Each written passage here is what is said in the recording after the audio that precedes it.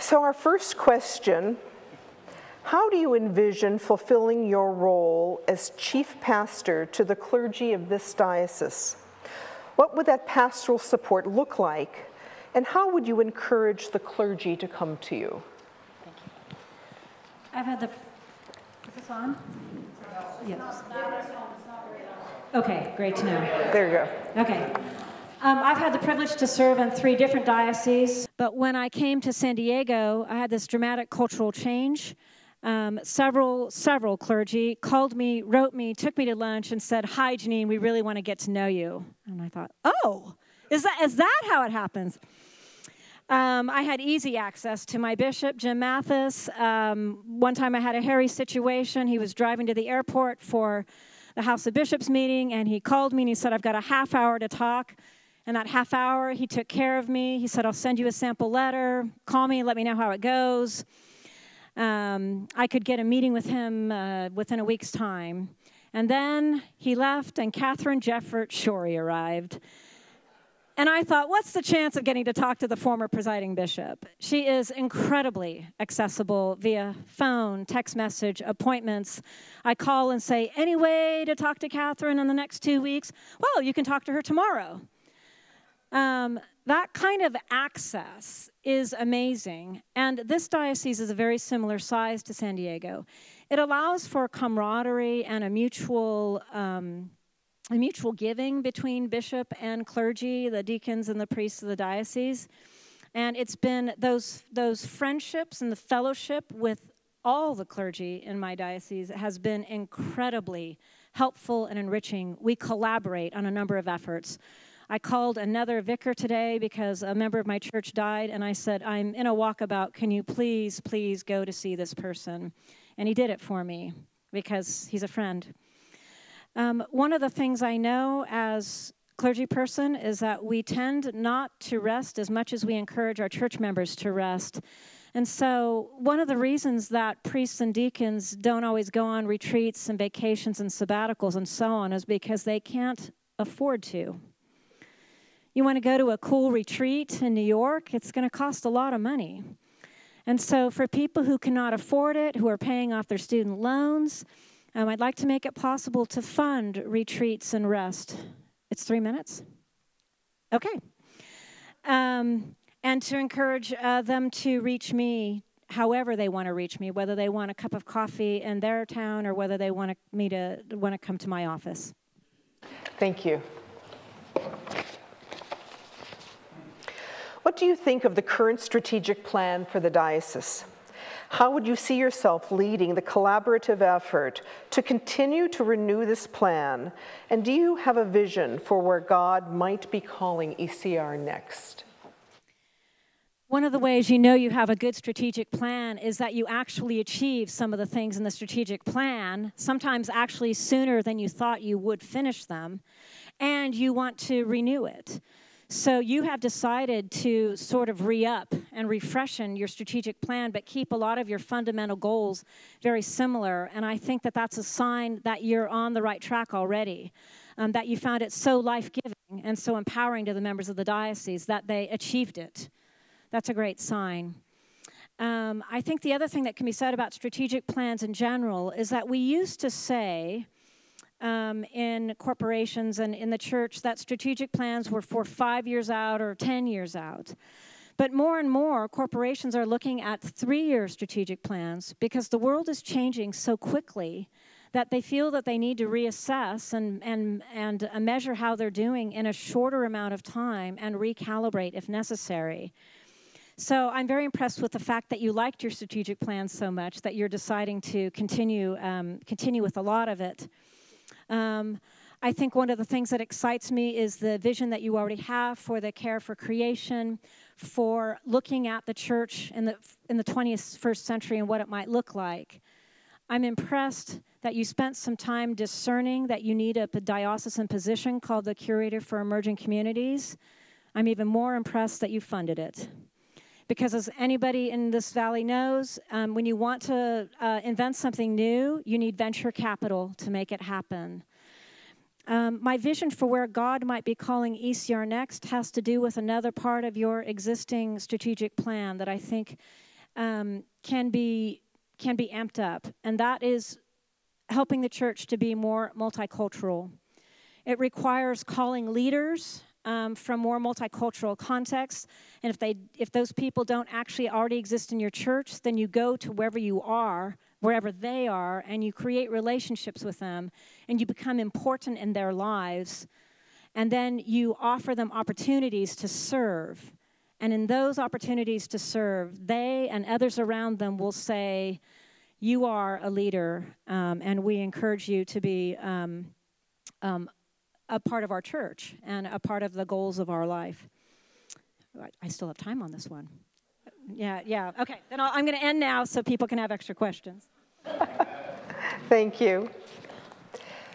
Jail ministry and reentry into society is an important ministry, not only in ECR, but also in the Episcopal Church. What does all are welcome mean to you with regard to the incarcerated and those in reentry from jail or prison?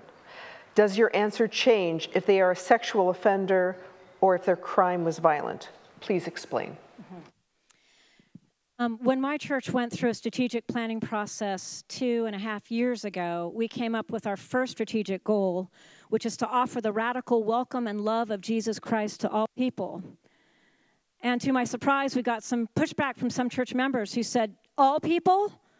All people? Do you really mean all people? And the leadership bodies who came up with that said, yes, we do.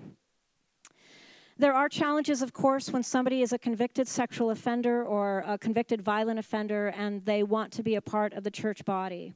And so I think special steps need to be taken to respect their dignity, but also to respect the dignity of every human being who's already a member of the church body. So, for example, if somebody were a convicted offender, I would suggest that you could offer them a bounded and safe way to reenter the community that saves them from temptation, and that saves anybody who would be a potential victim.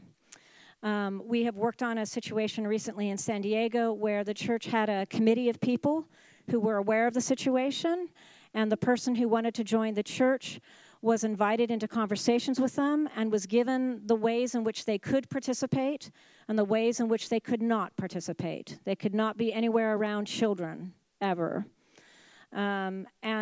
And there were consequences for that happening, and there were also ways in which that person had safe people that he could talk to about how he was doing, people who would listen to him and love him, but also help him keep it in a bounded way. In terms of what we do in jails, I think that the Episcopal Church here, and I know in San Diego, is doing really important work inside jails and prisons to help people get adjusted to what life will be like outside of prison. So, for example, we have a deacon, Tom Morelli, in our diocese, who teaches a 6-month-long class on how to survive and stay straight outside of prison, and I think that that's essential. And finally, I think that there is systemic work that we can do to make it more possible for people to have fruitful lives when they leave prison. You have already seen that when we legalized marijuana, that people started to remove felony convictions for people who had possessed small amounts of marijuana, for example. Those people will now have access to employment that they could not have before. Systemic changes such like that in society can be very liberating. And when the church does that kind of liberating work in the world, people say, I want to be a part of that church. Thank you. What would you do to increase understanding of the call to ordination, both priestly and diaconal, and to help local congregations discern vocations among them? Should there be an age limit in place regarding ordination to the priesthood or the vocational diaconate? I'm starting with age limit because I know the pain of 22-year-old seminarians who kept having people tell them, no, you can't possibly know at your age that you want to be a priest. I knew when I was 7. Some people knew when they were 5. It is possible. David was a child, King David of the Bible, was a child. I have a friend who's getting ordained to the diaconate, transitional diaconate on June 8th in LA at age 66. And did the Parish Commission on Ministry and the Diocesan Commission on Ministry say you might be a little old? Yes, they did. But God does not live in time. We do. God is timeless, of a separate category. And so these things that we think about, God does not think about. You and I know people in their 90s with incredibly clear minds doing incredible work. So my friend is going to work for 30 years and change lives, I'm sure of it. I had a woman at my church come to me and say, Janine, I can't help it. The priest thing won't let me go, but I'm 70 years old, and sometimes I forget things, and I'm afraid that I'm too old. And I said, God does not live in time. So I encouraged it to pursue it.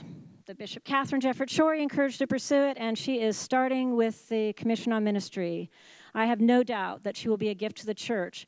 If it's 2 years, if it's 25, who cares? How long did Jesus serve? Not that long. So the age thing is irrelevant, I think. In terms of increasing the understanding of the call to ordination, I'm very interested in our finding different types of people from different backgrounds to get ordained, as in Asian people, Latino people, African American people, Filipino people, transgender people, women, and so on. And again, in order to do that, you have to be in people's lives where they are, and you have to be addressing the issues that are important in their lives. We also have to look at the ways we train clergy, because at the moment it's incredibly expensive. I sold my house to go to seminary, and I had a house to sell because I'd worked in Silicon Valley. Lots of people can't do that. There are plenty of models for ways to do this. So in El Salvador, for example, people who feel called, they go to local classes that are like EFM classes on the weekends, lots of study, and then once or twice a year, they have a 6 weeks long seminary experience, and I think it's in Colombia, and where they get that experience of being with other people and having access to professors face-to-face. I think we need to get inventive about this. We just trained a deacon in San Diego who was living in Yuma, Arizona, and spoke primarily Spanish. Somebody translated, spoke the materials with her, did via Zoom most of her training, and she was ordained a few months ago. It's possible. Thank you. What are your plans for effectively communicating with the diocese should you be elected? How will we come to know you? What mechanisms would you use for allowing your voice to be heard around the diocese? So quite without my intending it or making it happen, I've been in the news in San Diego on TV and radio for the past 2 years. The first time was when there was a mass shooting a half mile from our church at an apartment complex where I had church members living. And so I had a prayer vigil, and we had TV news cameras there all day long interviewing me about wanting to pray. Since then, I've been interviewed on news and TV about, and by the way, I'm not a famous, well-known person in San Diego. I'm just your average rector at an average church. Calling me about the governor's plan to hold off on the death penalty and about the work with asylum seekers. The media is trying to get the church to talk. We should say, we're happy to be on TV. We're happy to be on radio. It's still a very popular medium for all ages. So I would use that.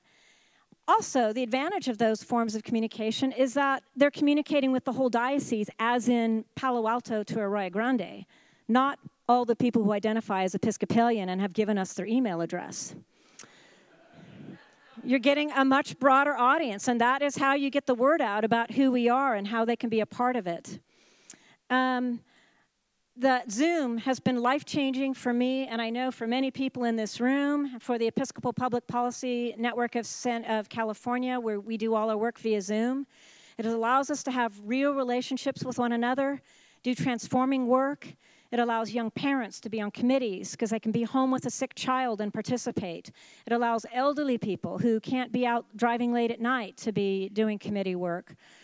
At the same time, face-to-face communication is deeply rich and allows us to feel that Christ within one another in a way that social media can't always do. And so this walkabout process is the perfect example of what any church, any diocese could do more of. Create local venues where it's actually, I don't know, how many churches are represented here today? About 8? where people could get together, talk about something, work on something, and yet you don't have to drive so far. This saves the environment. It saves your back from long drives. It saves your time and gives you quality of life. How will you come to know me? Invite me to talk to you. I love doing this sort of thing, and I actually do love driving and love seeing the scenery. So, and this is my backyard, really. So I'm very familiar with the environment and love looking at it. And so I do believe in a rich face-to-face contact, whether one-on-one, 1-on-10, or 1-in-200. So I would hope that we'd have lots and lots of that as well. Thank you. And the last of our planned questions: how would you engage, inspire, and lead the laity in ECR towards living more fully into the baptismal covenant? So our baptismal covenant is probably the most succinct and most poetic statements of what it means to be a Christian in Christendom. You could also read the Gospel of Matthew, but it takes a lot longer. And one of the things that people who are baptized need to be remembered is that they are ordained as Christians in their baptism, and that those things that they promised to do are their ordination vows, and they made a promise to God or reaffirmed that promise later, and that's their job as Christians. I think there are two important things in terms of engaging and inspiring the laity in ECR. One is to encourage people to publicize what they're doing. We Christians naturally shy away from saying, I did a good thing, because it seems to lack humility. And yet, in an age where there are far fewer Christians, and Christendom is not the normal state anymore, people need images, pictures of what it means to be a Christian, from 5-year-olds, from 60-year-olds, from people of all different cultures. They're shared on Facebook. Some of you may have seen the Vietnamese Easter Vigil movie. Has anyone seen the Vietnamese Easter? No, just me. Okay. Well, a Vietnamese priest a church has this Jesus come out from a hidden alcove, and fireworks are shooting off. Yes, at the moment when he burst from the grave. And I'm a little embarrassed that some of my colleagues were sharing it as like a joke thing, like, isn't that jokey, ha, ha, ha, what you would do in Easter Vigil. But actually, I said, no, that's a perfect example of what Vietnamese church looks like. What a great thing to have in the Diocese of El Camino Real. Share that as a laudable thing to do. Let's have fireworks at our church next year. The other thing is to invite until you're so tired of inviting you don't want to anymore. One of the things I learned about the asylum seeker work is that people were desperate to help, and they felt powerless, and they felt hopeless about what was happening at the border and about the language that was out there in our society about it. We were not putting it out on the news media because we were protecting the identities and the location of our asylum seekers. But I said to the people who were asking me for help, hey, I need help. I got to get the word out somehow. So I just put out vague Facebook statements saying, here's what we're doing. I need clothes. I need money. I need diapers. I need food. The Bishop of Long Island came out with his Canon to the Ordinary and said, can you show us what you're doing and take us to Tijuana? This was when the huge caravan was coming. And after we did that, he gave me a check for $5,000. I'm going to ask Bishop Mary for that, too, at the end of the day. That was a great day in my life. But more importantly, people around the country would email me, and I'd send them my little form letter. Here, sign up on this website. We need this. And it was followed up with thank you letters from them. Not me writing a thank you letter saying thank you for helping. They were thanking me for the opportunity to get out of that powerless situation. It's a matter of invitation. Amen. Thank you. Actually, you could hold that because we have time for one question from the audience. So who would like to ask a question? No hands? Or are you just hungry and want, okay, yes, go ahead. I'm interested in how you feel about the arts. Penelope, is that it? I'm a classical pianist, so I grew up here in Sunnyvale learning piano. So I think that arts, for a lot of people, any type of art, whether it's statues or music or whatever, is for some people the path to the divine. And so for some people, that's the only way they access the world, through film or whatever. And so I think any way that we can enliven the use of the arts in worship itself is great.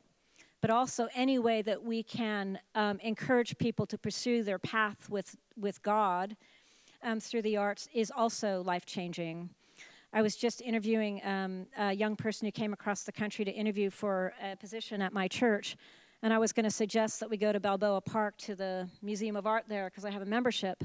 So I asked her what she does to refresh herself spiritually, and she said, I go to museums. And I said, aha, so do I. So imagine if you created museum days, go to the museum with your youth group leader, or go to the museum with your bishop, or go to the museum with whoever, San Francisco Giant, please God. I think that those opportunities would open the door for people in ways that traditional church will not. Thank you very much.